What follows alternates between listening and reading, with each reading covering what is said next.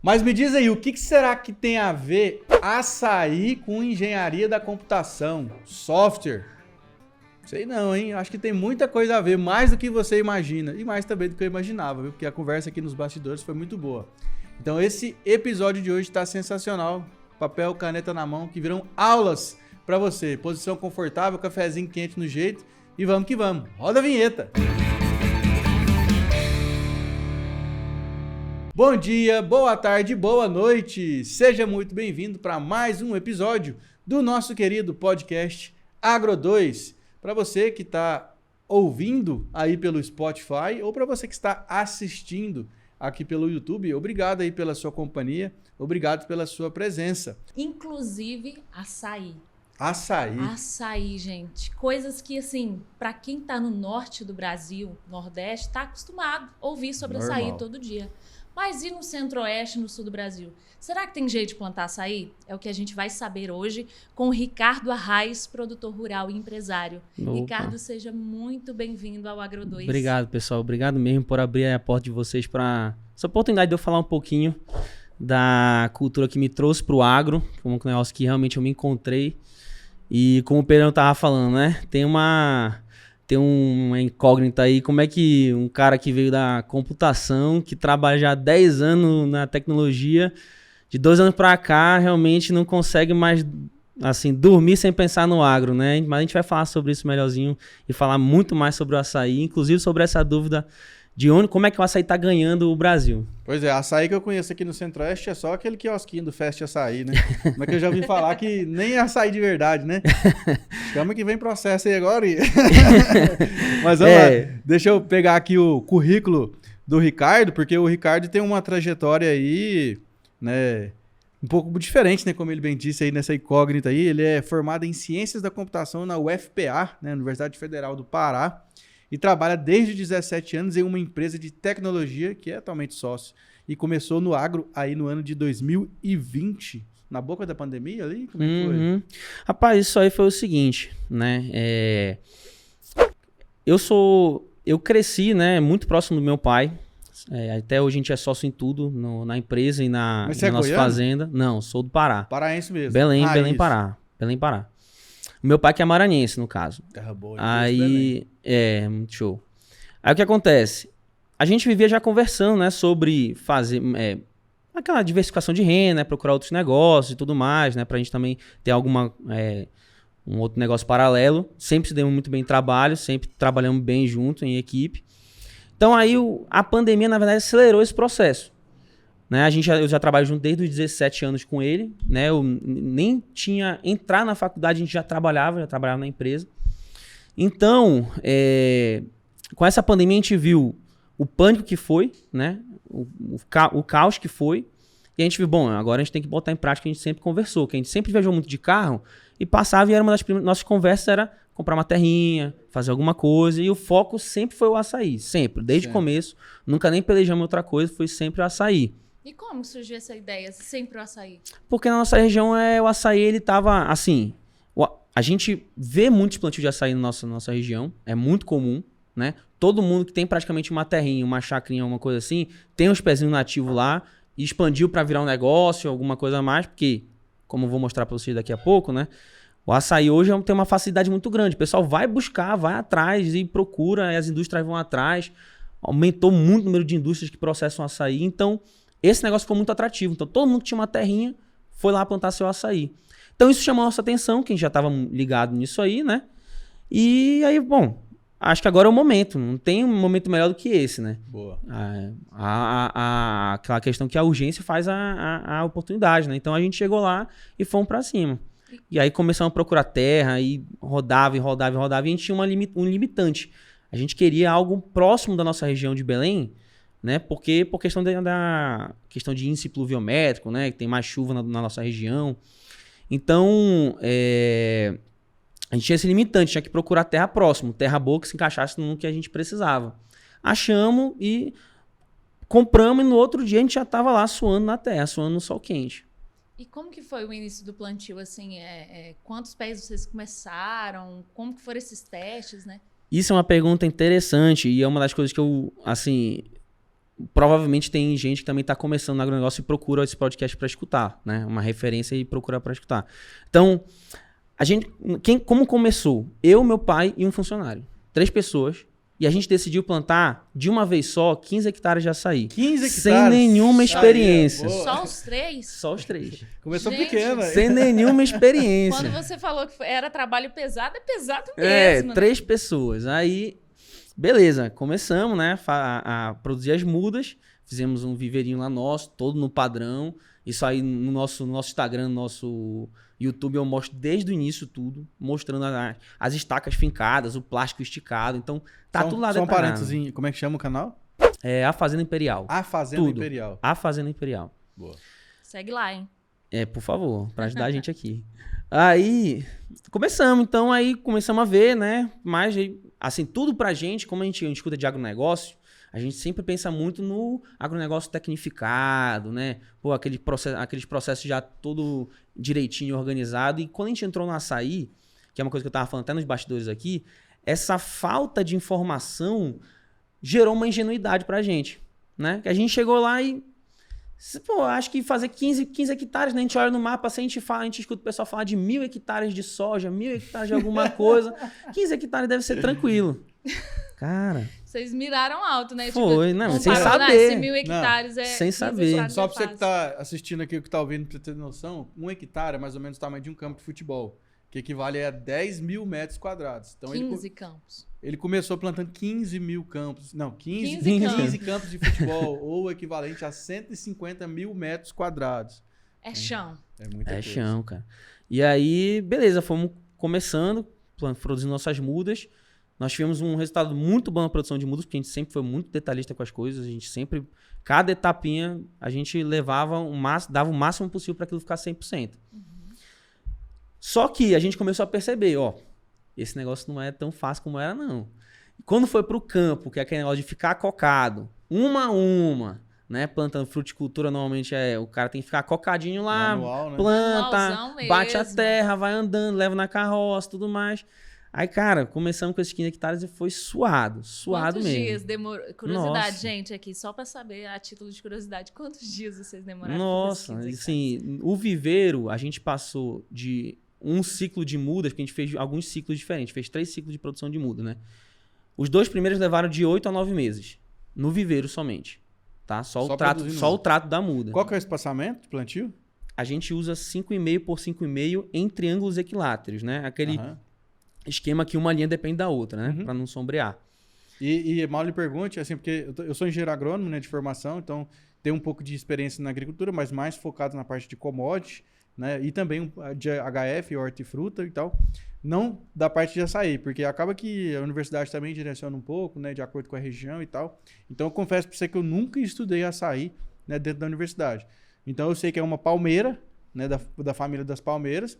Mas não sei, por exemplo, quantos dias que são o ciclo, do plantio até a colheita, mais ou menos. Tá, vamos lá. Então, vou detalhar assim. A questão do tempo de produção da muda varia de acordo com o que tu vai usar, né? Esse que eu tava falando agora. 2 ciclos nossos, usamos um saquinho de mudas um pouquinho menor. Então, demorou lá 8 a 9 meses para elas ficarem no ponto. Para ficar no ponto de transplantio. No ponto de transplantio. Nós fizemos uma experiência com um saquinho um pouco maior, para ver como é que é essa adaptação dela no campo, porque o açaí, como a gente estava falando agora um pouquinho também nos bastidores, é uma espécie de várzea, né? O açaí que vem das cultivares da Embrapa. Várzea é igual o brejo, né? O brejo nosso aqui. A região alagada, de forma geral. Região alagada. As cultivares da Embrapa vieram focadas na terra firme. Só que com suplementação hídrica, né? Com irrigação. Então, quando você transplanta ela, você bota ela no campo, ela tem aquele período de adaptação, Sim. um mês sentindo muito, né? Então, a gente fez uma experiência de aumentar um pouquinho o saquinho de mudas para ver se ela gerava uma maturidade um pouquinho maior e que não sentisse tanto isso no campo. Faz sentido. E aí, o que acontece nisso aí é que a gente conseguiu fazer um ciclo de 10 a 11 meses, tá? Porém, com esse um terceiro. melhor índice de pegamento. Com maior índice de pegamento. E aí, qual foi o detalhe disso aí? É que esses 8 meses, né, tudo mais... E a produção, a partir do momento que você plantou ela começa a produzir em torno de 2 anos e meio a 3 anos. Começa a produção dela. Certo? Não é uma produção com pico, não é o pico de produção ainda. 2 anos naturalmente, e meio a 3 né? anos. Hortifruti é difícil. Então, você começou em 2020... já vai ter produção agora em 2024, na verdade, início de 2024.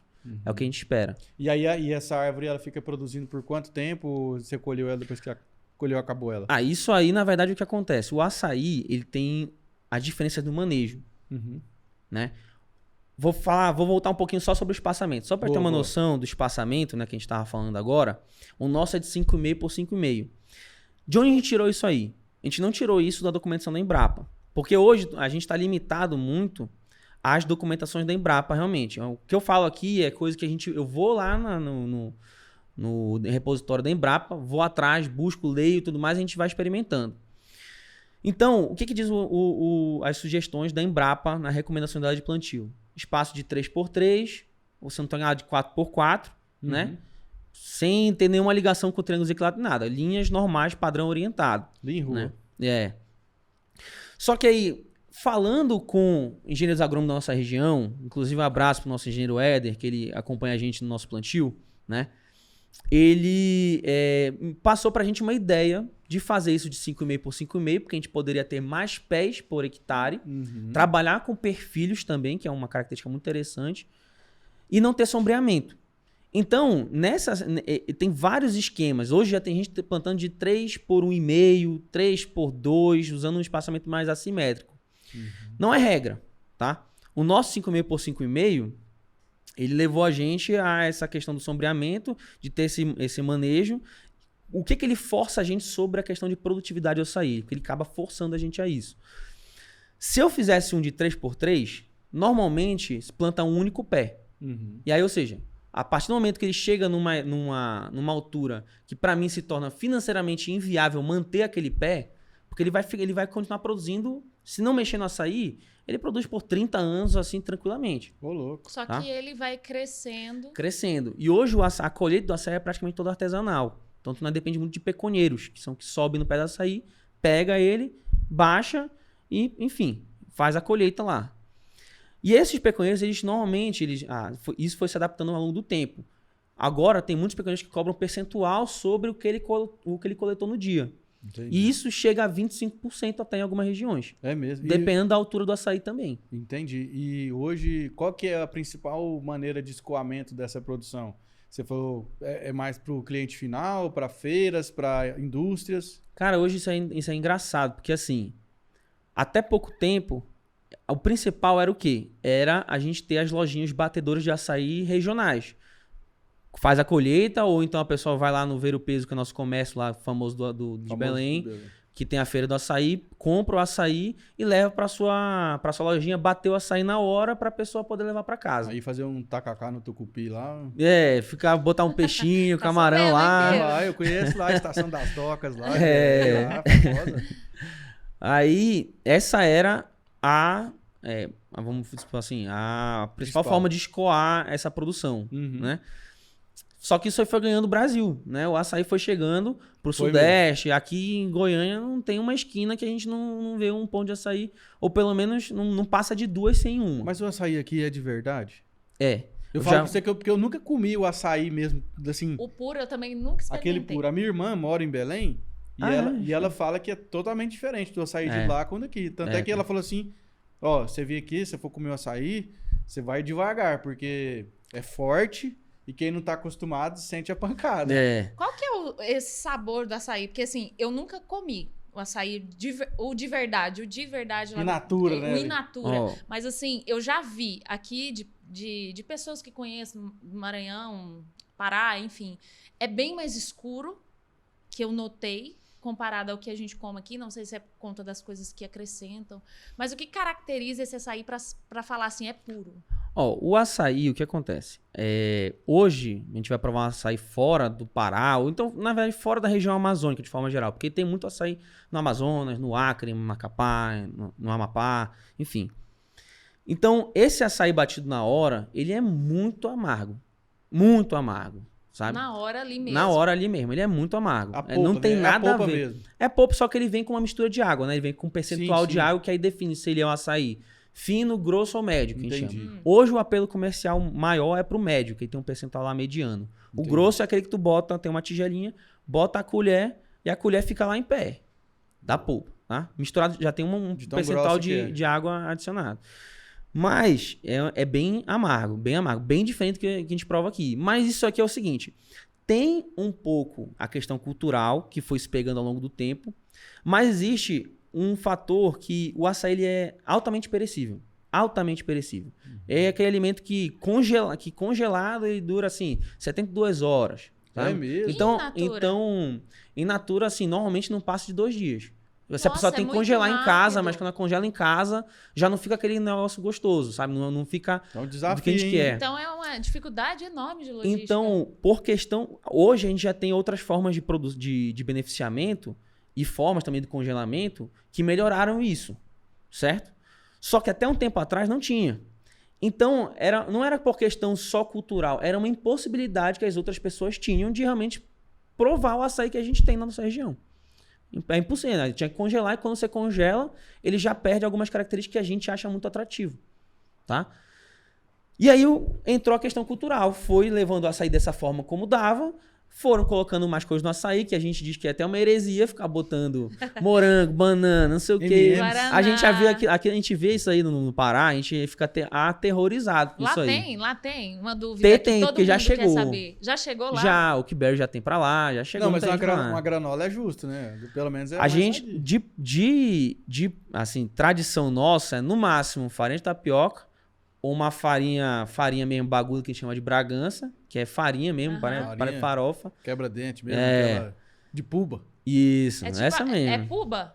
É a mesma Bragança e puba? Não. Tem Eu uma acho que certa não, eu diferença. acho que não, porque puba eu nunca escutei falar não. É puba- Bragança, aquela baguda mesmo, a que ela é farinha de dura, puba acho me que tá deve muito um dente. parecido. É farinha de porque puba me deve um dente. É por aí mesmo. A puba aqui, ela é um monte de bolinhas. São um monte de umas bolinhas que se você não tomar cuidado, o seu dente vai embora. A de Bragança ela é baguda, que a gente chama, é a farofa baguda. Ela é Caramba. grande. Então o pessoal mistura muito isso. Aí no máximo bota um açúcar só pra quebrar aquele amargo, sabe? Mas é isso. É isso. Aí o que acontece? Como virou refeição, aí mistura com camarão, né? Come o camarão com açaí, Com o carne pato lá, né? seca.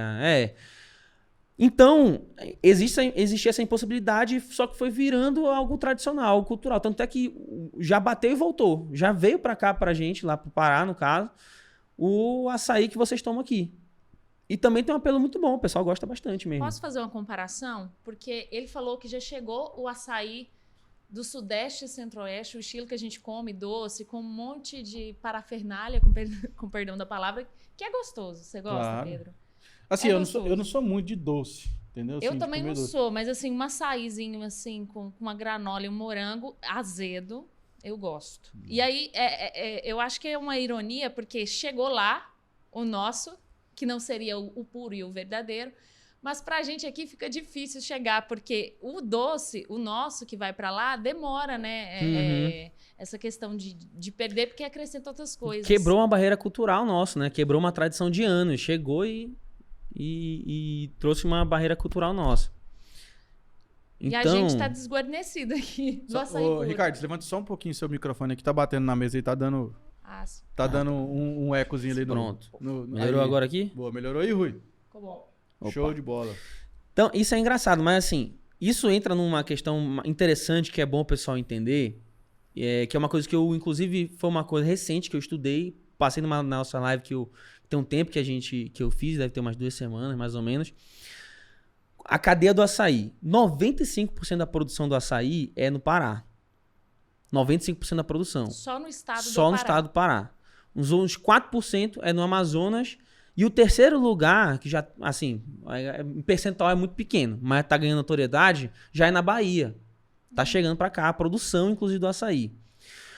Qual é o detalhe disso aqui? É que parece que 60% do açaí produzido fica realmente no estado do Pará. Os outros 30% vêm pra cá. Pra Brasil essa todo, região, né? Vem pra cá pro Centro-Oeste e Sudeste. Vem pra São Paulo, Minas e Rio de Janeiro. Entendi. E o engraçado é que depois volta pra lá de novo. Ué, Volta pra lá pra gente consumir esse açaí daqui. Doce. tá igual o petróleo do Ou Ou Brasil. então exporta, né? Ou então exporta. Que os maiores exportadores de açaí é São Paulo, depois é o Pará. Entendi. E quantos quilos de açaí uma árvore produz por ano, em média? Você tem essa informação? Cara, isso aí são. Porque varia bastante. Hoje a gente não tem números precisos, porque a questão da irrigação no açaí é muito recente. Então hoje a gente fala de uma realidade que é uma produção de 10 toneladas por hectare ao ano, né, do açaí. Só que isso são dados da Embrapa lá de 2019, quando ela lançou a Cultivar.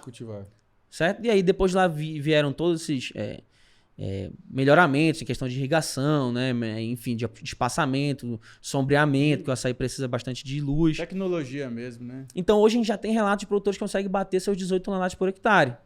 Tá? Então você só tem lá uns 150, 200 toneladas para... Se Deus quiser, vamos ver. Isso aí quem vai editar é Deus. E nessa parte de manejo, que a maioria é manual, é um desafio para você conseguir produzir, né? Visto que as outras culturas que a gente tem, tudo tem um maquinário. Né? Eu vou comparar com uma cultura que a gente conhece muito bem aqui em Goiás, que a região sudeste também tem muito, que é a laranja. Eu fui numa lavoura de laranja e o citricultor falou para mim assim, Janaína, eu tenho que deixar as plantas crescerem até isto. Eu não lembro exatamente o tamanho, para facilitar, porque lá a colheita era por escada. O trabalhador rural colocava a escada, subia e tirava laranja por laranja. Tinha pé que dava, sei lá, 300 laranjas. Então é muita coisa, é um trabalho braçal que exige muita força manual mesmo. E no açaí, porque a gente pensa assim, na laranja é difícil, imagine o açaí.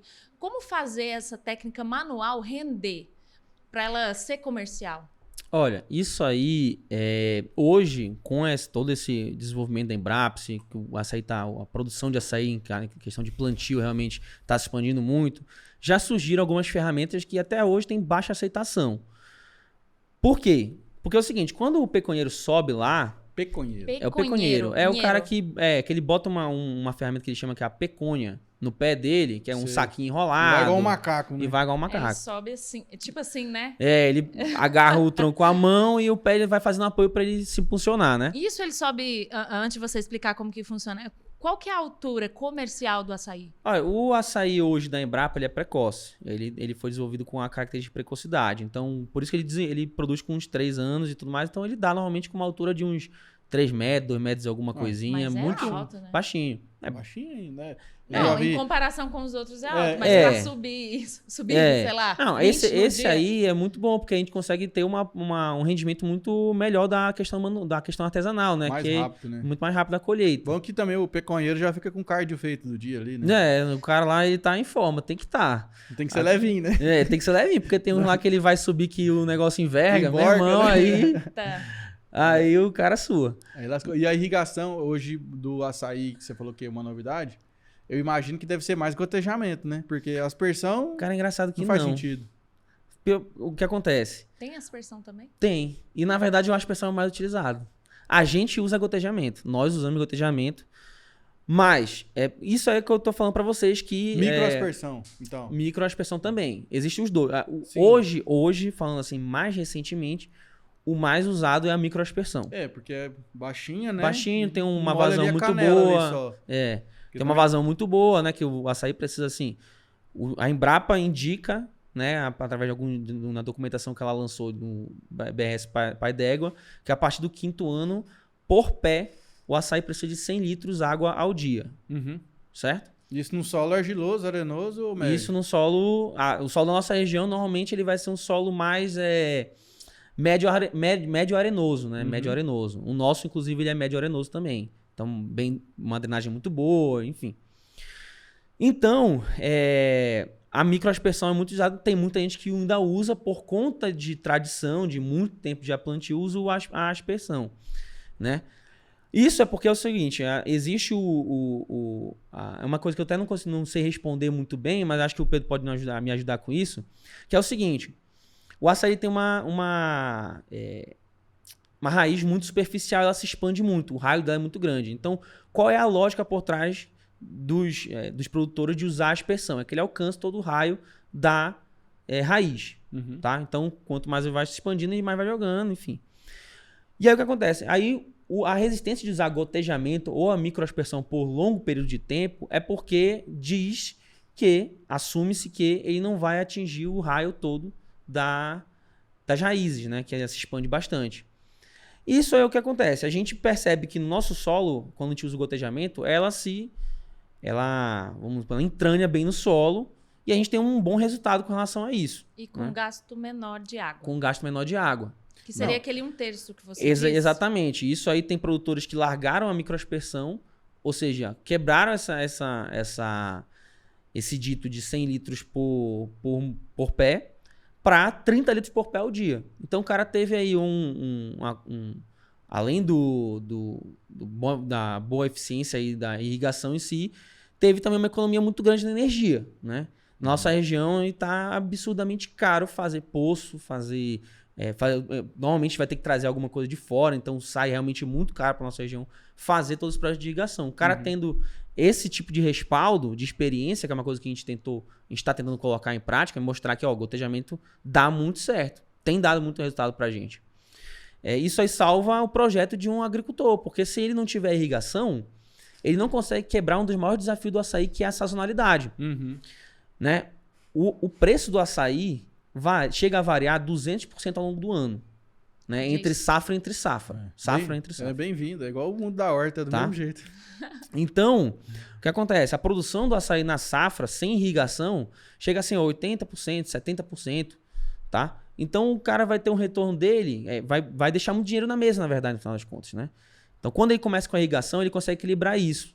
Em torno de 55% na safra e 40 e pouco por cento na entre safra. Ou seja, o cara consegue realmente dar uma diferença muito grande financeiramente falando. Perfeito. Tá? Dá uma diferença muito grande financeiramente falando.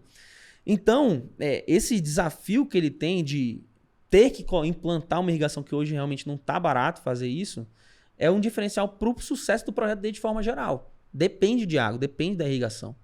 Certo? Então, aí, se não plantar com irrigação, o cara realmente fica à mercê disso aí. Ele deixa dinheiro na mesa. Né? E hoje, ainda tem um detalhe, né? Que existem hoje as facilidades que as indústrias vão buscar o açaí. Só que na safra, com toda essa produção, essa facilidade vai sumindo. Né? Mas também a indústria buscando na fazenda, ela te mata na unha, né? Porque com certeza o preço deve ser bem menor que ela vai pagar para você. Hoje, na verdade, o que acontece? Isso é uma coisa muito interessante também do mercado do açaí. Um tempo desses, as indústrias estavam tão atrás do açaí e oferecendo preços tão maiores que o mercado do varejo que estava faltando açaí para os batedores regionais. Olha aí. Tá entendendo? Então, na verdade, desse tempo para cá, as indústrias, na verdade, têm sido uma excelente opção para o vendedor em termos de preço também. Boa. Tem oferecido preço muito maior no mercado. Ricardo, só voltando um pouco na questão da irrigação que você estava falando aí, né? O que acontece? Você deve ter ouvido falar, mas toda planta tem um coeficiente de evapotranspiração, que chama Kc. Né? Então, o açaí também tem o seu Kc. Qual que é a referência? A referência é a grama. Então, imagina, por exemplo, o açaí ele consome 3 vezes mais água que a grama. Então, o Kc do açaí é de 1,3. Só para elucidar isso na mesa. E aí, independente se você usar a aspersão, a microaspersão ou gotejamento, a planta tem aquele Kc, que é aquela demanda de água, igual você falou, por exemplo, 100 litros de água por dia. Então, assim, não é que vai diminuir a quantidade de água que essa planta precisa, mas é que você vai melhorar a eficiência de entrega, absorção dela, que é muito importante. Igual, por exemplo, a microaspersão, ela entrega de 80% a 85%. Né? Já o gotejamento, ele entrega 100%. Então, aí você consegue ter essa diminuição no consumo, porque você está pingando ali na boca da planta. O que muita gente acha, né? Que tem que ficar molhando folha, tem que ficar molhando raiz. Não, mas quem tem que molhar é a raiz. Porque é a raiz que vai fazer o processo osmótico, né? De translocação de nutrientes. Enfim, aí entra naquele papo técnico aí, né? Que não é interessante. E, então, o gotejamento, ele consegue entregar água por capilaridade. Muito mais... de atração molecular mesmo, né, da própria água no solo para poder melhorar essa absorção. Então é interessante que ver que a gente está com embasamento em dia, tá tudo certinho, né? Demais, pois é, não, com certeza. E a irrigação, cara, manda demais o dimensionamento. O dimensionamento do sistema. Porque é muito comum você ir eu já fui muito em implantação de horta, que é a área que eu mais mexo. Você chega lá, o cara coloca um aspersor de ferragista, aquele que tem 3 furos e fica rodando assim. Aquele de qualquer jeito. Já viu aquele que custa R$5 lá na ferragista, né? Nada contra, né, meus amigos ferragistas, pelo contrário. Mas é porque o pessoal ainda não tem noção, cara, que a irrigação é uma engenharia, que por trás daquilo tem um mundo velho de cálculo hidráulico, né? Para chegar lá naquele aspersor que vai jogar 500 litros de água por hora, que tem uma bomba de X cavalos, um tubo de tantos milímetros, né, cara? Então, são culturas para dar lucro são feitas de pequenos detalhes. O avião nunca cai por causa de um detalhe só, né? É sempre uma sequência de erros, né? E já pegando esse gancho do Pedro, dentro de tudo que você falou dessa parte de irrigação, que é importante, que pode ali estar o lucro ou o prejuízo do produtor, somado a outras tecnologias, manejo, enfim, qual que é o custo para se produzir o açaí lá no Pará, que é o seu lugar de referência? Vamos lá. Isso aí depende também muito de como o produtor vai proceder. Se ele vai produzir suas mudas, o preço aí mais ou menos da muda, o custo que ele vai ter por muda, vai girar em torno de uns R$2,5, R$3, tá? Hoje uma muda no mercado dos BRS, né, da Embrapa, está em torno de R$4,50, comprado pronto, sem o frete. R$4,50. E sem a necessidade de esperar os 8 meses. Sem necessidade de esperar os 8 meses. Já vem pronto para o plantio. Pronto para o plantio. Tá? Então tudo isso varia. A gente conseguiu fazer um negócio muito interessante porque no nosso terreno, quando nós pegamos, tinha uma casa velha. A gente desmontou ela todinha e transformou ela num viveiro. Boa. Então o nosso viveiro foi praticamente custo zero. E foi excelente. Um padrão excepcional para o nosso manejo, né? Agora, falando de adubação hoje, eu fico um pouco fora, né, do contexto a falar, porque a adubação cresceu demais. Tá mudando toda hora. Assim, a gente tem um consenso entre os produtores que já está começando a fazer aquele negócio, né? Vamos equilibrar as coisas, porque o açaí exige muito nutriente, né? Então a gente está falando o seguinte, uma parte da adubação a gente vai fazer com formulado direitinho e a outra com varredura para poder equilibrar. E adubação orgânica, você já fez o teste? A adubação a gente faz 3 vezes ao ano, adubação orgânica. A gente faz cama de frango. Cama de frango bem curtida. E a gente de madeira. Bate o açaí por conta de um estudo que a gente leu, que é cama de frango, misturado com açaí por conta daquela questão da relação carbono-nitrogênio, né? Boa. Eles se tornam um adubo orgânico excelente. Boa. Aí tem também a questão do bagaço de cana, que pode aplicar, enfim. Então a gente faz isso aí. Hoje tem um resultado muito bom, tá? Agora, tirando a parte de fertilizante, falando um pouco sobre irrigação, até um tempo atrás era praticamente bate-pronto. O pessoal falava, R$10 mil por hectare na tua irrigação. Hoje, a nossa irrigação saiu em torno de 20 mil por hectare. Tá? 15, 20 mil por hectare. Para a instalação de todo o sistema. Eu tô falando tudo, né? Comprar material, instalar e tudo mais, né? Mas nós já vimos projetos aí que saía em torno de mais de R$25 mil o projeto de irrigação. Vai do nível de tecnologia. Vai do nível de tecnologia. Se vai ser automatizado, se não vai. Exatamente. Então, isso aí é um diferencial muito grande, né? Bota na ponta do lápis isso aí e vai ver que realmente o produtor ele tá andando aí numa corda bamba e para ele ver o resultado daqui a 3 anos. Então, por isso que tem que ser... Giro, né? Exatamente. Tem que ter muito bem as contas em dia. Antigamente, o pessoal não botava... É uma coisa que... Antigamente estou falando, mas de relatos de produtores, antigamente, né? Tipo, antes de 2020. Né? Antigamente, inclusive, pegando relato de outros produtores, é que tem gente que não botava nem o óleo na conta da fazenda, né? Não botava nem o óleo, o diesel como custo da fazenda, porque era irrisório. Hoje em dia, é um dos maiores que a gente tem. Pois é. Hoje em dia é um dos maiores que a gente tem. Agora, vamos mudar um pouco o rumo da prosa aqui, Janaína. Você domina demais, cara, o assunto aí. Deu pra ver que você estudou a fundo, né? Cara, isso aí é o que eu tava falando pra você agora no início. Assim, desde que a gente entrou no projeto, realmente eu me encontrei e vejo estrada de chão. O Agro Doido aqui eu já vi. Tem episódios aí que eu já vi umas 3, 5 vezes. Que legal. Muito interessante. Não é da minha área, mas assim, eu acho muito interessante ver, por exemplo, aqui da ovinocultura. Aí, já assisti mais 3 vezes já. Com o Rodrigão? Com o Geraldão também, gosto pra caramba desse episódio. Então, tô sempre estudando, lendo, me inscrevendo em curso. Então, cara, foi uma paixão que realmente veio. E hoje em dia, é o que eu levo. E eu tento não...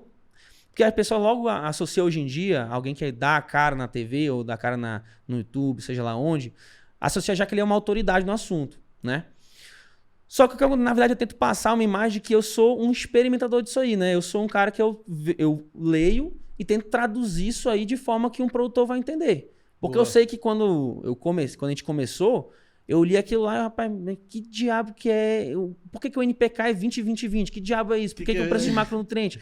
Por que eu não posso... Super simples, né? Por que eu preciso botar a cama de frango aqui se não tem nem planta aqui no meio ainda para fazer preparação de solo, né? Então, o que acontece? Eu tento fazer isso aí. Aí acaba que o cara entra nesse rumo, né? E, enfim, mas é mais ou menos por aí. Eu leio, traduzo e compartilho. Boa. E sem ter, assim, agora que eu realmente tentei criar algo para lançar no mercado, nosso e-book de produção de bolo de açaí, mas antes era 100% gratuito, né? Tudo que eu fazia era gratuito. Nas redes sociais. Só que o retorno para mim vinha de contato com as pessoas. Network, né? Totalmente. A gente também produz maracujá, estamos fazendo um pomar de maracujá experimental para expandir, e a gente teve um ataque de maribondo que ninguém sabia o que era que estava acontecendo. Quem conseguimos salvar disso aí foi um dos nossos seguidores, que viu. Lá no início a gente já se falava, porque ele se interessou pelo açaí e tudo mais, e me passou o formulário que ele usa lá direitinho e resolveu nosso problema 100%. Um mês de atraso de produção foi resolvido só por conta de um retorno que eu tive, assim, sem cobrar nada, sem nada, simplesmente esporádico, realmente, bem espontâneo, Boa. sabe? E hoje você mora em Goiânia? Não. Aqui a gente tá só de passagem. Pois é, eu ia te perguntar, como é que você veio parar aqui em Goiânia? Cara, muito engraçado. Isso aí, a gente tem uma formatura de uma amiga nossa, né? Agora, sexta-feira, amanhã, né? Só que encaixou tudo certinho. A gente já tinha uma viagem toda programada desde outubro. E aí eu já tinha vindo de algum outro podcast, né? E aí eu gosto pra caramba do Agrodojo. Bora ver se eles vão lá me dar essa moral pra gente abrir alguma coisa. Chamei lá no direct. A Adinac falou comigo, né? Tudo mais, ó. Tem esses dias aqui, só pra fevereiro, que é o que a gente tá com a agenda aberta ainda. Aí eu, cara, mas fevereiro tá longe pra cacete. Falei, em novembro, né? E eu ainda tenho uma viagem em fevereiro. Quando eu vi a data, caiu direitinho entre as programações, certinho, cara. Então, aplausos pra nossa produção. Era aí. pra ser totalmente. Aplausos pra dona Dinac. Aplausos pra Dinac. Ficou perfeito, cara. Mas aqui, a gente passou um tempinho em Brasília, um tempinho em Pirenópolis, né? Aproveitou lá o friozinho lá bom. Tem que aproveitar, ué. E aí, já estamos por aqui. E aí, vamos embora no sábado.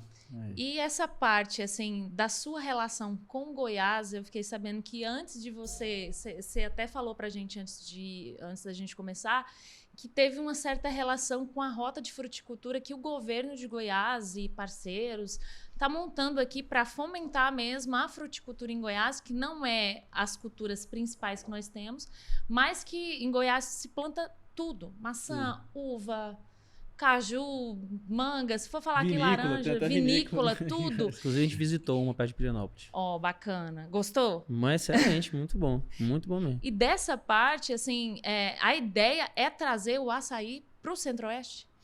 Porque assim, na verdade, o açaí já existia no Centro-Oeste antes, né? O açaí ele tem a espécie nativa do Pará, uma espécie nativa do Amazonas, uma nativa da Mata Atlântica, tá?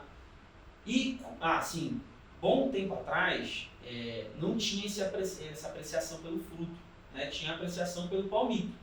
E aí foram muitos anos, na verdade, aproveitando somente o palmito. O palmito simplesmente você corta o pé, né? E as espécies nativas dessas outras regiões que não são do Pará, elas não têm a característica de perfilhamento, ou seja, você matava o pé ou replantava ou ficava por isso mesmo. Perfilhamento, só para explicar para quem acompanha a gente, né?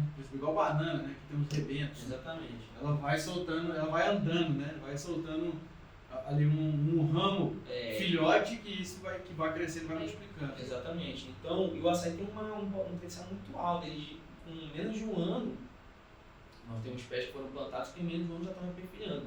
A gente tem que fazer o controle disso aí para fazer um manejo diferente. Né? Faz uma poda? Como é que é? Faz uma poda, corta ele, né? Tira ele da raiz, porque ele cria os lábios, você só destaca ele praticamente lá, onde ele está pequeno. Então, se não cuidar, ele também vira uma floresta. Se não cuidar. Só que aí, assim, depende da característica de manejo que o produtor assume, né?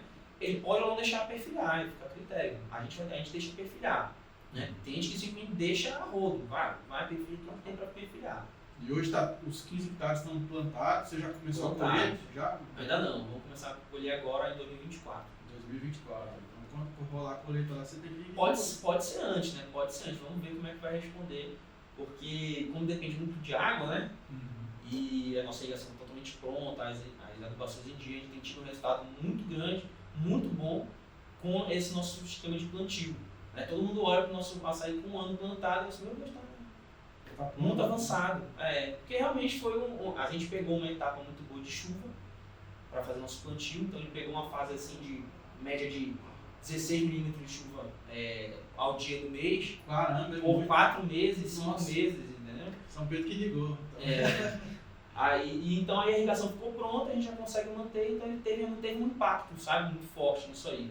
A gente teve sim uma pequena perda aí de produção por conta do segundo semestre da nossa região para a chuva, mas o nosso ciclo produtivo de mudas foi tão bom que excedeu o nosso planejamento e a gente está conseguindo repor. Né? Então, não teve tanto impacto assim, a gente não precisou ter que fazer mais um ciclo para isso. Um replantio. Mais um replantio para isso aí. Vai ser bonito, hein? De ver. Tem Cara, folha, Vai aqui, deixa eu pegar aqui. pra Deve você ter ver. mais 15 foto. hectares, deve ser bonito demais. Deixa eu pegar aqui. Vai virar cartão postal Fez lá. algum aéreo? O aéreo a gente fez do antes, né? Só que aí tá na nuvem aqui para baixar, senão vai demorar 2 horas. Mas a gente vai fazer um depois agora com 2 anos, porque já vai estar tudo com a copinha formada, né? Tudo direitinho. Enquanto você procura, assim, a gente sabe que você ainda não colheu, que você está nesse processo, mas dentro dos seus estudos, conversa com outros produtores da região lá do Pará, tem-se uma expectativa de rentabilidade? É rentável? Como que é isso? Isso aí, vamos lá, vamos botar aqui. Deixa eu até puxar a calculadora só pra gente ver mais ou menos o potencial disso aí. Só pra gente colocar os números, né? A gente tem lá, vamos usar 10 hectares, que é o 10 toneladas por hectare, que é o que a Embrapa coloca. Né? A gente tem as medidas que eu falei para vocês, né? Que o mercado do açaí é um pouquinho caótico na nossa região. Varia bastante, né? O pessoal, desde as unidades de comercialização. Na nossa região, por exemplo, é basqueta.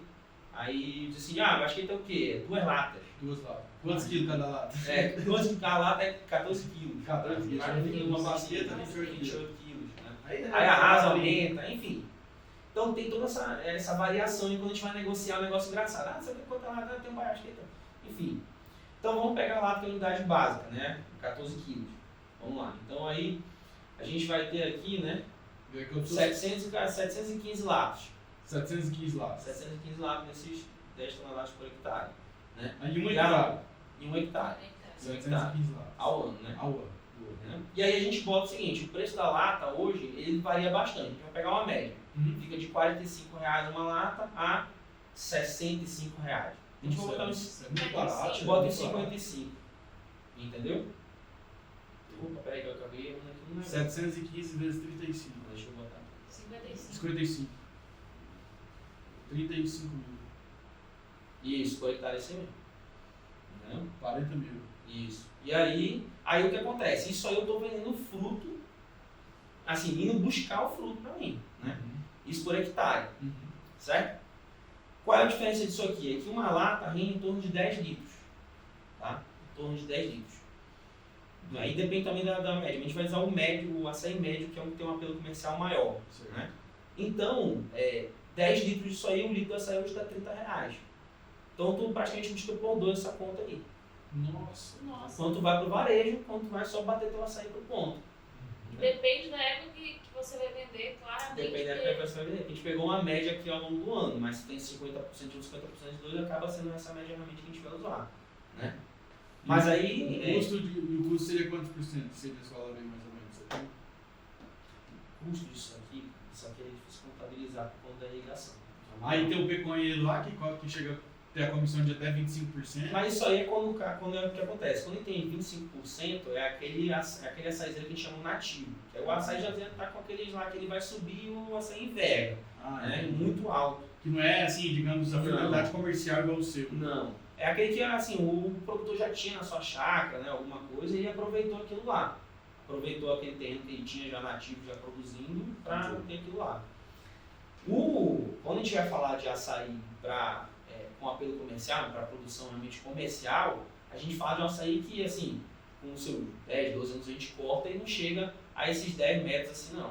Não chega fácil isso aí, até que a gente vai ter aí praticamente 7 anos de produção desse açaí e 5 anos no pico de produção. Tá? E o perfil acompanhando ele, né, que a gente mantém aquele negócio. O cara faz que eu acho que, na minha opinião, não faz sentido a gente não usar a questão do perfilhamento do açaí para nosso favor. Né? Tem muita gente que ainda usa aquela questão, ainda entra naquela discussão de que o perfil atrapalha a produção do pé-mãe, né? Vamos dizer assim.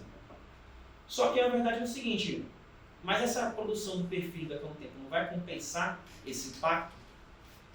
É uma coisa que ninguém consegue mensurar ainda. Tá? Mas só de ter a facilidade de maneira de poder fazer essa substituição de pés antes que eles cheguem na sua altura realmente que fica inviável comercialmente, já é uma característica excelente do manejo. Eu não vou precisar ficar fazendo replantio toda hora. Não vou perder 8 meses fazendo produção de mudas para poder plantar no mesmo lugar de antes. Fazer toda a preparação de terreno, de novo, enfim. Então, hoje, quando a gente fala de apelo comercial, o açaí com seu próximo de 10 metros, talvez já esteja assim na hora de cortar. Dependendo da evolução que ele tiver na terra. Né, aí você está manejando o rebente ao filho, aí você já ganha esse tempo. Né? No primeiro ano a gente não deixa nenhum, mas a partir do segundo a gente deixa e vão ficar 3. A mãe, a filha e a neta, né, no caso. A mãe? Não, aí, mas a gente está falando do custo do pecueiro, por exemplo, para colher esse açaí com esse apelo mais comercial. Ele vai te cobrar uma diária? Ele vai te cobrar diária, normalmente cobra diária, ou então nesse caso já contrata. Né? Já contrata como intermitente. Né? Sim, tipo como um atravessador já do negócio. Isso. Que às vezes até a própria indústria já vem e o cara desatrás da galera que já hoje ainda não tem. Hoje não tem nada. A indústria, né, só vai realmente facilitar a busca. Porque na verdade é o seguinte, pecuneiro na nossa região não falta. Mão de obra não falta. Sério? Não, na nossa região pro açaí não falta. Importa pra cá, porque eu vou falar pra você. Na nossa região, mas eu tô falando assim, um raio de 70 km de Belém. Você só vai lá no Velo Peso, precisando de 10 pecueiros. Não, nem isso. Chega na porta da tua fazenda e fala que tá precisando de 10 pecueiros pro vizinho, que rápido se espalha e aparece o pecueiro lá. Olha aí, que coisa boa. Isso é rápido. Isso aí não tem falta de mão de obra em relação ao pecuneiro. Aí vem essa questão, né? Às vezes negociação realmente, de diária, contrata, né? Enfim. Empreita, salário. E o manejo cultural da planta mesmo? Por exemplo, assim, tem que fazer um fungicida, um inseticida? Não, hoje, ou não dá? Hoje o trabalho maior nisso aí é em fase de viveiro. O açaí em viveiro, ele é muito suscetível a antracnose, bipolares. Lagarto de broca? Não tem. Hoje é muito mais fundamentalmente na questão de antracnose, bipolares e tem a mancha de helmintosporiose, em algumas regiões ele ataca. Tá? Basicamente são essas que a gente tem relatos, né? Depois do transplantio, você tem muito difícil. É rústica, né? É muito rústica, né? Aguenta a pancada. É muito rústica, muito difícil ter. Inclusive, ainda agora um amigo meu mandou foto falando assim, olha, cara, eu tô com uma mancha aqui no meu açaí que eu acabei de plantar, será que isso é fungo? Aí eu falei assim, olha, ela foi soldada pro campo? Porque é muito difícil desenvolver isso aí no campo dessa forma. Já vem do viveiro doente. Já vem do viveiro doente, ou então essa mancha que está vendo, na verdade, faz parte daquele período de adaptação. Sai do viveiro, vai pro campo, ela acaba sofrendo um pouquinho, né? Um sol, uma transporte, né? Às vezes no transporte também, às vezes um estresse hídrico de primeira, assim, né? Tá muito compactado lá o substrato do negócio aí, mas não pegaram ainda. Então, é muito na fase de viveiro. Aí sim tem que ficar de olho, né? Para aplicação de fungicida, né? Adubação para mantê-las saudáveis sempre, né? Porque assim, a antracnose no açaí hoje ela é muito conhecida e ela é muito violenta. É questão assim, vacilou, uma semana que vacilou e não ficou de olho no viveiro, ela tomou teu viveiro. E aí o tratamento é poda, né? Isolamento, aplicação de fungicida.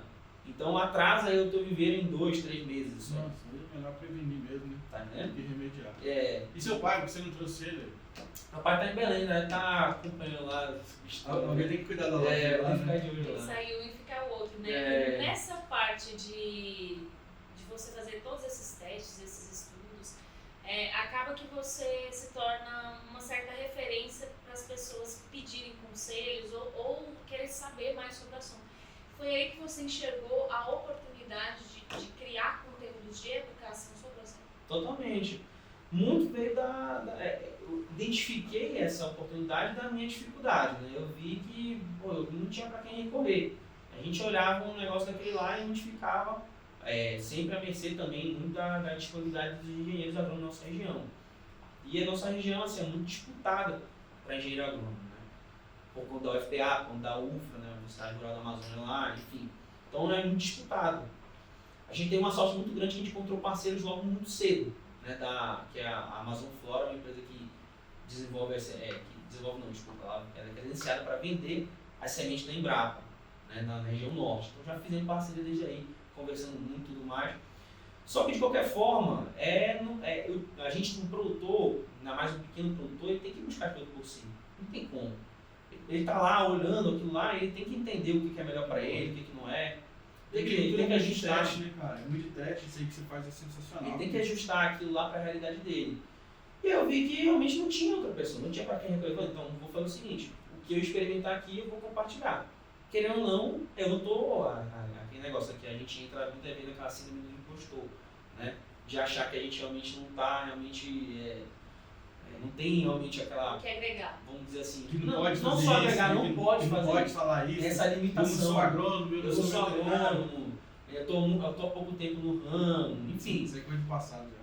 Entende? Então, eu falei, não, quer saber? Pode dar um pontapé inicial isso aqui. Quem quiser aderir o conteúdo, vem, vai ser bem-vindo, eu vou passar a experiência. Isso aí, assim, nossos seguidores que escutam isso aqui, que já conversam com a gente, provavelmente sabem e podem até confirmar isso. No YouTube e tudo mais, deixar nos comentários aí se for o caso. Toda vez que tem alguém falar comigo, perguntar alguma coisa, pessoal, não tenho experiência, nunca vi isso acontecer. Não sei te dizer, mas a nossa experiência é essa, tratamos isso, e dessa forma que eu posso te ajudar. E aí, assim, sempre troca de informação, não cobrei nada pra ninguém por isso. Não, mas o conhecimento tá aí. O Rodrigão mesmo, dos carnetos aí que você acompanha, ele é advogado. Ele não sabia não. Parece, né? Manda muito a prática, Tanto né? que ele manja de ouvir cultura. Eu não sabia não. Você olha pra ele e você fala, ele sabe mais que muito veterinário. Eu vi no podcast, até gravado isso aí, eu vi no podcast que ele tava até fazendo zootecnia, eu ia fazer, né, pra cada avaliação dos carneiros que ele queria fazer, né? E dentro dessa parte de educação, essas pessoas que te procuram, são da sua região ou de onde são? O engraçado é que pouca gente na minha região procura informação. É muito mais, eu acho que por conta da Rota Fruticultura, né, que aqui, ganhou uma visibilidade muito grande. No né? Centro-Oeste? Muita gente do Centro-Oeste vem falar, para região de Brasília, aqui de Goiânia mesmo, né? O pessoal da Bahia vem muito. Tanto é que eu falei, né? A Bahia hoje é a terceira maior produtora de açaí, dado 2020, né? Então, bem recente, e ela já estava no mapa. Então, muita gente da Bahia, muita gente do Nordeste de forma geral. Então, aí eu já comecei a perceber que realmente, ó, isso aqui já não é mais aquele açaí, não estou mais falando para quem é o meu vizinho. Mas estou falando isso aqui para o Brasil inteiro, tem todo mundo interessado por isso. Que tem potencial para expansão. Tem potencial para expansão. Tem. Ricardão, obrigado, cara, demais pelo conteúdo aí. Acho que já batemos aqui o nosso tempo aqui. Né? Queria te agradecer aí por você ter vindo, cara, pela oportunidade de poder conversar com você sobre esse assunto fantástico. Aprendi tudo aqui, né, de açaí que eu não sabia nada. Obrigado de coração. Vai avançando mais aí, a gente marca outro podcast aqui, conversa mais, algumas etapas mais avançadas, mas eu que tenho que agradecer vocês, pessoal. Eu fui atrás de vocês para ver se realmente ganhava essa moralzinha para poder falar, mostrar um pouquinho do nosso trabalho. E de bate pronto, foram 100%, como eu posso dizer, assim, me acolheram muito bem, respondendo sempre, falando, não, vamos botar bora botar mesmo, vamos lá e tal, tudo mais. Tá em novembro, a nossa entrevista vai ser só em fevereiro, mas não se preocupa, tá tudo certinho aqui. Então, pô, cara, eu agradeço muito você mesmo, eu que tenho que agradecer. Não, tá em casa. E uma honra participar aqui. Ricardo, muito obrigada pela sua participação. Sério mesmo, não sabia, assim, muito pouco. Eu sabia que eu vou sair que eu como aqui. Mas antes de encerrar, só para você deixar esse recado pro pessoal, fala o seu @, de novo, para quem quer acompanhar essas dicas, e também o canal que vai ao ar a live com a Embrapa, que vai falar tudo sobre como plantar no Centro-Oeste, etc. Isso. Pessoal, nosso Instagram, nosso YouTube é @afazendaimperial. A Fazenda Imperial. Só seguir lá. Já Está estou de sendo olho. ativo. Agora que eu estou um pouquinho de férias, né? Passando por aqui pelo Goiás, que eu não postei muita coisa não. Mas aqui agora o projeto para esse ano é inclusive lives semanais, então vai ter muita informação sobre o açaí. A gente está entrando no maracujá, então também vai ter muita informação sobre o maracujá. Bacana. E dessa parte da live que você vai fazer com a Embrapa, em qual canal? É no @Fazenda Imperial lá no YouTube. Vai ser tudo pelo no YouTube. A gente está só negociando se vai ser na Rota da Fruticultura ou no nosso canal mesmo. Vai nos dois. Isso é uma coisa que a gente está conversando lá como é que vai ser. Tem uns detalhes por trás aí que a gente tem que acertar lá. Tem uma plataforma aí que faz, né? Então, se você que está nos ouvindo, nos vendo aí, se interessou pelo assunto, acompanha a live, acompanha os conteúdos dele. Tem muita informação bacana. Você tem interesse de plantar açaí, investir no açaí no Brasil inteiro. Brasil inteiro. Hoje o açaí é do Brasil. E você assistiu esse podcast até agora aqui, já passando dos 50 minutos conversando aqui, quase uma hora. Nem viu o tempo passar. O que tem que fazer, Janaína? Tem que pagar nós aqui, ó. Inscreve no canal aí, deixa seu like, comenta, compartilha, ativa o sininho para você receber tudo, todos os conteúdos, tudo que rola. Tem papo bom demais, pecuária, agricultura, silvicultura, tudo que você precisa saber sobre o agronegócio é aqui no AgroNews. Você manda no grupo do WhatsApp das tias aí, do serviço, para todo mundo, pra gente falar mais sobre o agro. Bom, é isso aí. Obrigado a você, obrigado nossa bancada aqui, Janaína, seja muito bem-vinda mais uma vez. Estou muito feliz de participar do projeto Agro2 e vamos lá, juntos pelo agro, pela comunicação, e difundir informação aí, tudo que rola, para a gente impulsionar e desenvolver esse agronegócio cada vez mais nesse Brasil. Tchau, tchau.